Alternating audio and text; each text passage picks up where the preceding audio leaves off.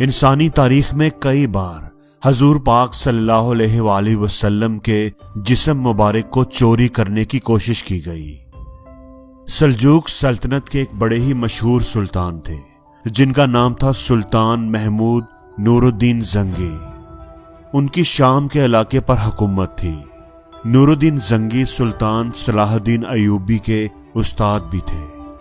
ایک رات نور الدین زنگی تہجد کی نماز پڑھ کر لیٹے تو انہیں خواب آئی۔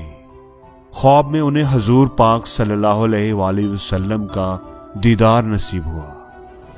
خواب میں حضور پاک صلی اللہ علیہ وآلہ وسلم نے دو آدمیوں کی طرف اشارہ کر کے فرمایا، اے محمود، مجھے ان دو آدمیوں سے بچاؤ۔ ان دو آدمیوں کے چہرے کی رنگت سرخی مائل تھی۔ یہ خواب دیکھ کر محمود نور الدین زنگی نیند سے بیدار ہو گئے۔ وہ حیران تھے کہ یہ کس طرح کا خواب ہے۔ کچھ دیر وہ اس بارے سوچتے رہے لیکن انہیں کچھ سمجھ نہ آئی۔ وہ پھر سے آرام کرنے کے لیے لیٹ گئے، لیکن جب ان کو لگاتار 3 مرتبہ یہ خواب آیا اور خواب میں حضور پاک صلی اللہ علیہ وآلہ وسلم نے کہا، اے محمود، مجھے ان دو آدمیوں سے بچاؤ، تو محمود نور الدین زنگی حقیقت میں پریشان ہو گئے۔ انہوں نے اپنے مشیر جمال الدین موصلی کو بلا کر سارا واقعہ سنایا۔ جمال الدین موصلی نے کہا، حضور، آپ 3 مرتبہ یہ خواب دیکھنے کے بعد یہاں کیوں بیٹھے ہیں؟ اس کا آپ کسی سے ذکر نہ کریں اور فوراً مدینہ روانہ ہو جائیں۔ 16 دن کے مسلسل سفر کے بعد سلطان مدینہ منورہ پہنچ گئے۔ جب محمود نور الدین زنگی مدینہ منورہ پہنچے تو مدینہ کے گورنر انہیں دیکھ کر حیران رہ گئے، کیونکہ پہلے وہ کبھی بھی اس طرح بتائے بغیر نہیں آئے تھے۔ گورنر نے وجہ پوچھی تو سلطان محمود نور الدین زنگی نے انہیں ساری بات بتا دی۔ گورنر نے پوچھا، میرے سلطان، کیا آپ ان دو بندوں کو دیکھ کر پہچان لیں گے؟ تو سلطان نور الدین زنگی نے کہا کہ ہاں، میں انہیں پہچان لوں گا۔ تو اب انہوں نے کیا کیا؟ انہوں نے خفیہ طور پر ایک پروگرام بنایا۔ انہوں نے پورے مدینہ شہر میں منادی کروا دی کہ سلطان ہمارے شہر میں آئے ہیں اور وہ سب لوگوں کو تحفے، تحائف اور کھانے پینے کی چیزیں تقسیم کریں گے، اس لیے سب لوگ فلاں جگہ پر جمع ہو جائیں۔ ان کا پروگرام یہ تھا کہ سلطان سے ملاقات کے لیے اور تحفے تحائف وصول کرنے کے لیے سبھی لوگ ضرور آئیں گے، اور اگر وہ 2 آدمی بھی مدینے میں موجود ہوئے تو وہ بھی آئیں گے، تو سلطان ان کو ضرور پہچان لیں گے۔ تو اس طرح مقررہ وقت پر مدینہ شہر میں موجود تقریباً سبھی لوگ اکٹھے ہوئے اور باری باری سلطان کے حضور پیش ہوئے اور تحفے تحائف وصول کیے۔ ایک ایک کر کے تقریباً سبھی لوگ سلطان سے مل کر چلے گئے، لیکن وہ 2 آدمی سلطان کو نظر نہ آئے۔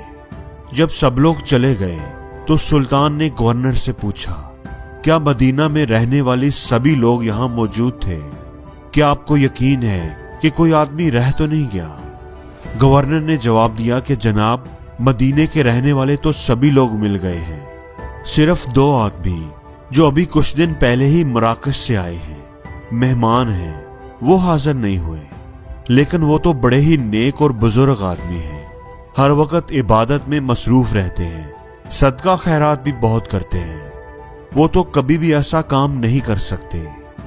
سلطان نور الدین زنگی نے پوچھا کہ اگر وہ ہمیں یہاں پر ملنے نہیں آ سکے تو کیا ہم انہیں ملنے جا سکتے ہیں؟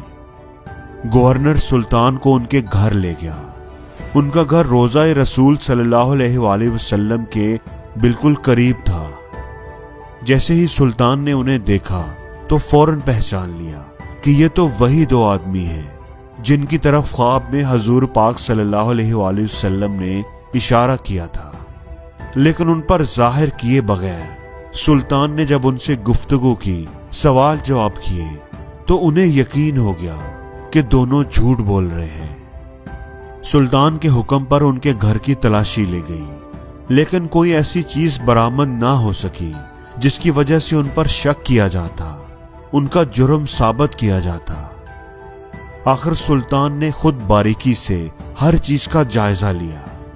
ایک کمرے کا قالین ہٹا کر جب نیچے موجود مٹی کو ہٹایا گیا تو مٹی کے نیچے لکڑی کا ایک تختہ تھا، جس کو ہٹا کر دیکھا گیا تو نیچے ایک تازہ کھودی ہوئی سرنگ تھی جو روضہ رسول کی طرف جا رہی تھی اور روضے کے بالکل قریب پہنچنے والی تھی۔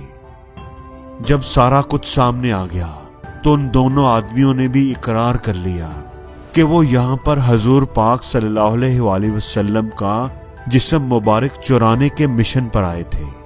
وہ عیسائی ہیں اور حضور پاک صلی اللہ علیہ وآلہ وسلم کے جسم مبارک کو روم لے کر جانا چاہتے تھے۔ سلطان نور الدین زنگی کے حکم پر ان دونوں کو موت کی سزا دی گئی۔ پھر سلطان نے سوچا کہ ابھی یہ کام ہوا ہے تو دوبارہ بھی ہو سکتا ہے، اس لیے انہوں نے حکم دیا کہ روضہ رسول کے چاروں طرف ایک گہری خندق کھودی جائے اور پھر اس خندق کو پگھلے ہوئے سیسے سے بھر دیا گیا تاکہ کل کو کوئی بھی زمین کے اندر سرنگ بنا کر آپ کے روضے تک نہ پہنچ سکے۔ تو دوستو، اس طرح اللہ نے اپنا وعدہ پورا کیا، جس طرح اللہ نے قرآن مجید میں فرمایا تھا، واللہ یعصمک من الناس، اے محمد صلی اللہ علیہ وآلہ وسلم، بے شک اللہ لوگوں سے آپ کی حفاظت فرمائے گا۔ تو اللہ نے حضور پاک صلی اللہ علیہ وآلہ وسلم کی حفاظت فرمائی۔ بے شک اللہ سے سچا وعدہ کس کا ہو سکتا ہے؟ اور زندگی میں ہر روز کچھ نیا سیکھو، نیا سوچو، نیا کرو، لرن کرو۔